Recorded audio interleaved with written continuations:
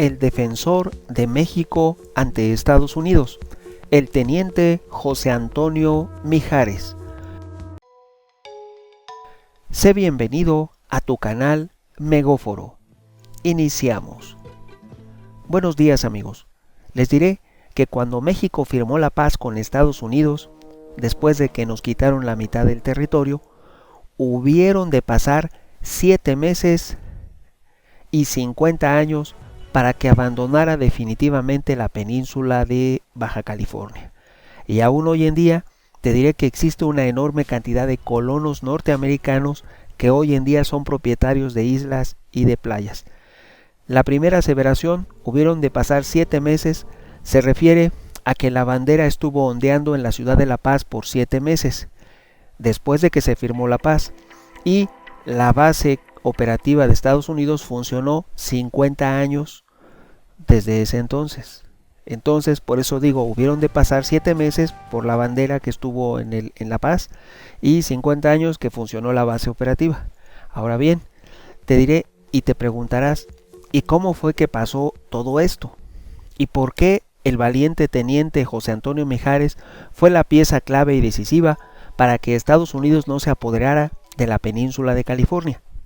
Pues bien, primero te diré que la bandera de Estados Unidos ondeó en la sede del gobierno en la ciudad de La Paz, en Baja California, desde cuando cayó la guarnición mexicana que defendía la ciudad, que estaba al mando de Matías Romero y José Antonio Mijares, desde abril de 1847 hasta septiembre de 1848, 7 meses, ya que desde ese momento y durante casi 10 años, todos los habitantes, ojo, todos los que habitaban la península, los mexicanos residentes y habitantes de la península, pensaban que esta península ya era parte de Estados Unidos.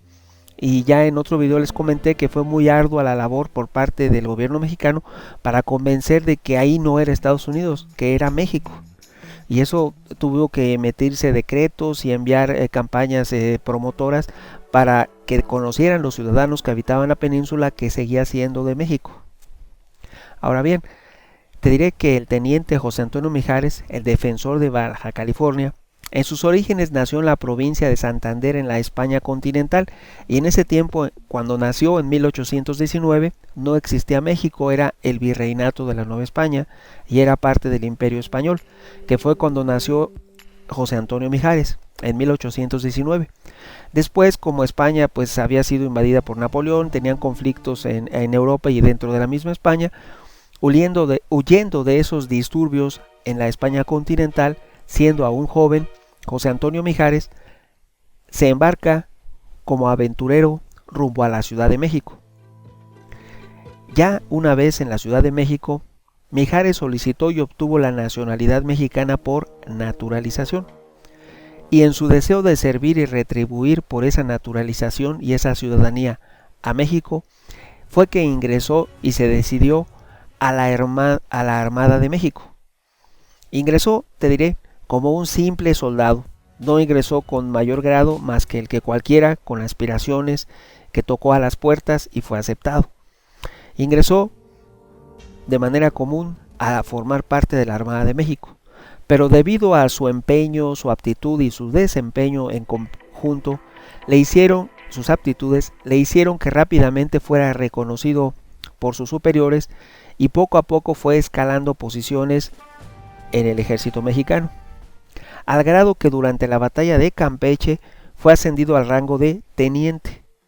Recordemos aquí, les voy a hacer un paréntesis, que la batalla de Campeche fue un episodio bélico naval cuando se formó la República Independiente de Yucatán y se libró los días 16 de mayo de 1843 entre una flota que venía de Texas y apoyaba a los independentistas de Yucatán contra la Marina Mexicana y fuerzas del ejército mexicano, en donde José Mijares obtuvo el grado de teniente por su desempeño y defensa de la patria. Esto sucedió en las costas de San Francisco de Campeche, en la actual capital del estado de Campeche, hoy México, donde de esta manera nuestro país evitó que Yucatán se separara de México y siguiera formando parte de la República. Una vez que obtuvo su grado de militar en esa batalla de Campeche, José Antonio Mijares decidió acudir a defender ya como teniente, la integridad de Texas como parte de la República. Y ya cuando se perdió la batalla de Texas y que México se dio por vencido en conservar Texas, fue que él, como tantos otros militares, se retiraron. En este caso, José Antonio Mijares se retiró a una hacienda que había adquirido, a cultivar sus tierras y a hacer vida civil. Pero te diré que no le duró el gusto mucho tiempo, porque casi de manera inmediata Estados Unidos invadió México en la intervención norteamericana en 1846-47. México invade y fue hasta 1847 cuando el teniente Mijares solicitó nuevamente su ingreso al ejército mexicano. Él no ingresó inmediatamente que Estados Unidos invadió México. Él, cuando vio que México no iba a poder, él decidió alistarse para defender su patria. Y fue por sus logros militares y sus condecoraciones fue que el entonces presidente de México, Mariano Paredes Arrillaga, y ya para ese momento el comandante del ejército mexicano, José Antonio López de Santa Anna, lo comisionaron y se le encargó la defensa de la península de California junto al otro teniente militar, José Matías Romero.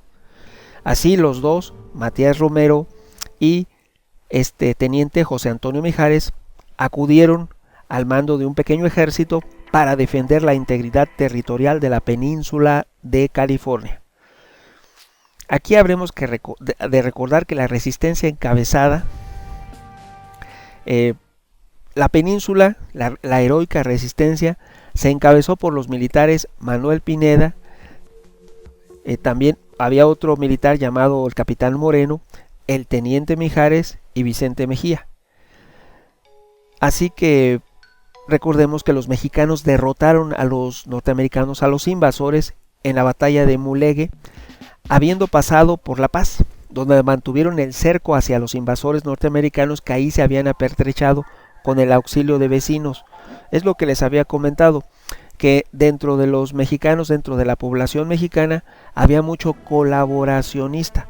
Muchas personas apoyaban y querían ser parte de Estados Unidos en ese momento. No había tanto patriota, o sea que tuvieron que enviar desde la Ciudad de México al teniente Mijares y al capitán Matías Romero para que pudieran defender la península, porque no había tanto patriota. De hecho, los vecinos estaban auxiliando a los norteamericanos, una gran parte de vecinos. Así que ante la llegada de refuerzos y pertrechos hacia los norteamericanos, por parte de la corbeta Sain, los días 8 y 11 de noviembre, y del buque de guerra Southampton, fue que tuvieron que replegarse las fuerzas mexicanas, porque ya habían llegado un elevado número de militares norteamericanos. Le estoy hablando de la corbeta Sian y del buque de guerra Southampton, y aparte los colaboracionistas, que eran muchos por parte de los mismos mexicanos. Así que al llegar a la ciudad de La Paz, Matías Romero y José Antonio Mijares organizaron una fuerte defensa de la ciudad, que era la ciudad más importante de la península, era la sede del gobierno. El asedio, te diré, debido a la férrea defensa, sobre todo del teniente José Antonio Mijares, estuvieron asediando durante 13 meses y ambos bandos tuvieron, en unos momentos los estadounidenses tenían el control sobre una población y en otros momentos los mexicanos. Y la ciudad de La Paz se peleó más de 3 meses. Así que el teniente Mijares ofreció una ardua e incansable resistencia durante esos 3 meses, hasta lamentablemente la derrota total y la toma de Estados Unidos de la ciudad de La Paz, donde ondearon la bandera norteamericana, y ahí estuvo por 7 meses después de que se firmó la paz. Después de que el 2 de febrero de 1848 se firmó el Tratado de Guadalupe Hidalgo, aún así todavía 7 meses más estuvo ondeando esa bandera en el centro de la ciudad de La Paz. O sea que la quitaron hasta el 20 de noviembre de 1847. Así que estos militares mexicanos estuvieron defendiendo la península.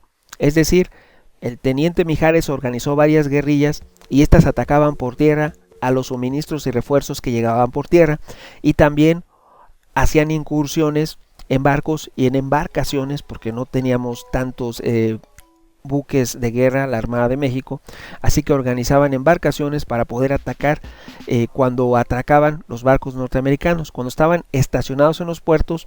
A través de pequeñas lanchas, pequeñas embarcaciones, era que los trataban de abordar y los atacaban, y también cuando descendían a tierra. Era una especie de guerrilla que estaba defendiendo la península de California. En los puertos donde llegaban las naves norteamericanas eran atacadas. Y es por ello que la intensa labor del teniente Mijares se fue destacada, y fue lo que se considera más decisivo y lo que impidió que la península haya pasado, a pesar de la derrota, porque efectivamente fuimos derrotados ante los estadounidenses en 1847. Y te diré que como no era un territorio que estaba ya en manos de Estados Unidos, fue durante las negociaciones del Tratado Guadalupe Hidalgo que el presidente Enoch Polk, el de Estados Unidos, y sus emisarios no encontraron argumentos durante las negociaciones en México para arrebatarle a México la península de California. Es decir, durante esa batalla solamente consiguieron el control absoluto sobre la ciudad de La Paz. Y así que te diré que cuando perdimos, solamente el control lo tenían sobre la Ciudad de México, sobre Veracruz, sobre Texas y sobre la Alta California. Todas las demás ciudades del interior de la República Mexicana no estaban ni se encontraban bajo el control de los militares de Estados Unidos. Ojo, solamente cayó la Ciudad de México y México se rindió. El resto del territorio no estaba en poder de Estados Unidos. Y no hubiera sido posible por el número de efectivos, y hubieran durado años y se hubieran desgastado en una lucha de guerrillas que iban a perder si trataban de tomar todo el territorio. Así que aquí hay otro punto para reflexionar. La aparente derrota cuando perdemos la mitad del territorio fue una aparente derrota, porque las fuerzas de Estados Unidos hubieran que pasar años para poder haber pacificado el país. Solamente obtuvieron el control de la Ciudad de México, no de lo demás. Te diré que, regresando a la península de California, su defensa fue ardua, y la batalla de la Ciudad de La Paz fue un enfrentamiento de la campaña de la costa del Pacífico durante esa intervención de Estados Unidos sobre México. De tal forma que los dos bandos eran por un lado las tropas de la Armada de Estados Unidos y por el otro lado los militares mexicanos, las guarniciones mexicanas, que estaban comandadas por los oficiales del ejército mexicano, Pineda, el teniente José Antonio Mijares, y entre otros. Así que la batalla de la Ciudad de La Paz ocurrió los días 16 y 17 de noviembre de 1847. Aquí te diré que lo más extraño fue que ingresaron a México. A ver, vamos a encontrar explicación a esto. ¿Cómo fue posible que ingresaran de manera camuflada 115 personas que venían de Estados Unidos? Ellos ingresaron de manera camuflada, a manera de espías de espionaje, arribaron al puerto de La Paz. Eran un regimiento de voluntarios que venía de la ciudad de Nueva York bajo el mando del teniente E. Gold Buffin de la compañía B del ejército norteamericano. Ellos llegaron como espías, eran 115 personas, no sé por qué se les permitió el acceso y el ingreso a la ciudad. Y esta persona, el teniente Gold Buffin, fue quien elaboró un mapa de la ciudad donde detallaba sus defensas, la ubicación de los posibles lugares que fortalecían o debilitaban a uno u otro bando y los alrededores. Así que preparó el arribo de las tropas de refuerzo como espía. Y una vez que el teniente Buffin de la compañía B descubrió todo esto, esa información fue muy útil a la llegada de los refuerzos que provenían de Estados Unidos. Él decía, entre otras cosas, en su informe, decía: todas las casas eran de adobe, de un blanco lúcido y deslumbrante, y estaban cubiertas de horas de palmera, y en general eran frescas. La playa entera estaba llena de palmeras, árboles de dátil, higos, tamarindos y cocos, sus deliciosos frutos colgando en racimos. Es una ciudad muy bella y hermosa. Eso fue lo que relató en su informe el teniente E. Gold Buffin. Ahora bien, además de que detallaba el mapa completo de la ciudad, donde se ubicaban las guarniciones y donde estaban los principales edificios y los accesos a la ciudad de La Paz y los alrededores, y el movimiento de los puertos de las cercanías de la ciudad. Ahora bien, Habremos de recordar que la resistencia encabezada por Manuel Pineda, donde se encontraban los patriotas encabezados por Moreno Mijares y Vicente Mejía, que habían ganado la batalla de Muguele, habían pasado ya por la ciudad de La Paz, donde mantuvieron el cerco a los invasores norteamericanos, y aquí fue cuando les comenté que se dejaron la ciudad, se retiraron, porque el 8 y 11 de noviembre la corbeta Cian y el buque de guerra Southampton llegaron como refuerzo a las tropas que ya estaban establecidas en la ciudad de La Paz, y ellos tuvieron que retirarse para continuar haciendo una lucha de guerra de guerrillas. Así te diré que, veámoslo, las fuerzas mexicanas vencen rotunda y completamente, habíamos ganado, era una victoria en la batalla de Moguele el 2 de octubre. Expulsamos a los americanos civiles también, que habían quedado resguardando la plaza ante la salida de los militares.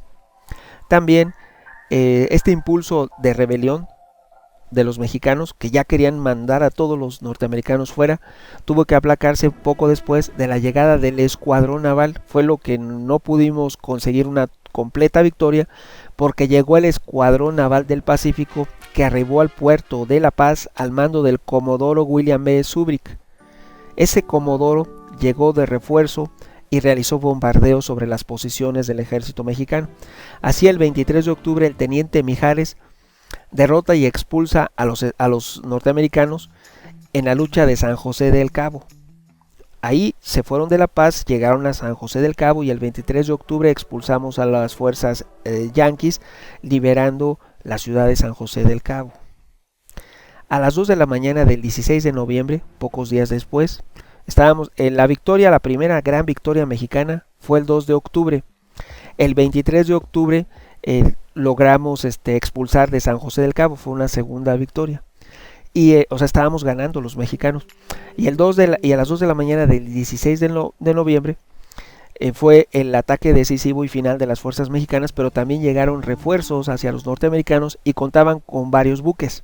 Entonces ellos realizaban bombardeos. A las 2 de la mañana del 16 de noviembre, fuerzas mexicanas atacaron a la guarnición americana en La Paz, desde el norte del arroyo con el uso de la infantería, mientras la caballería esperó en el este y el sur para atacar. Por un lado tenían caballos y por otro lado a bayoneta calada. De una u otra manera se estableció y se diseñó una estrategia para defender la ciudad. Y así los mexicanos dispararon por aproximadamente una hora sin parar, esperando hasta las 9 para poder avanzar. El avance tuvo éxito y a las 2 de la mañana el teniente Pineda, junto con 50 hombres, fue capaz de llegar y tomar la casa que en ese momento estaba a manos de los norteamericanos, la casa del que había sido el gobernador Francisco Palacios de Miranda. Ese gobernador ya había sido muerto a manos de las fuerzas norteamericanas, pero era el gobernador de toda la península de California. La guarnición inicialmente fue derrotada. Estaban liberando a través de las victorias de las fuerzas mexicanas cuando llegaron desde el centro, desde la Ciudad de México, el teniente José Antonio Mijares.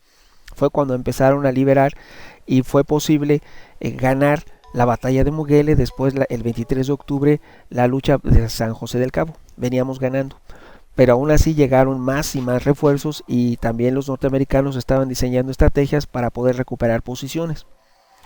Así que fue una gran victoria del teniente Pineda. Por un breve tiempo logramos ganar, pero los bombardeos de los barcos norteamericanos hicieron retroceder al ejército mexicano.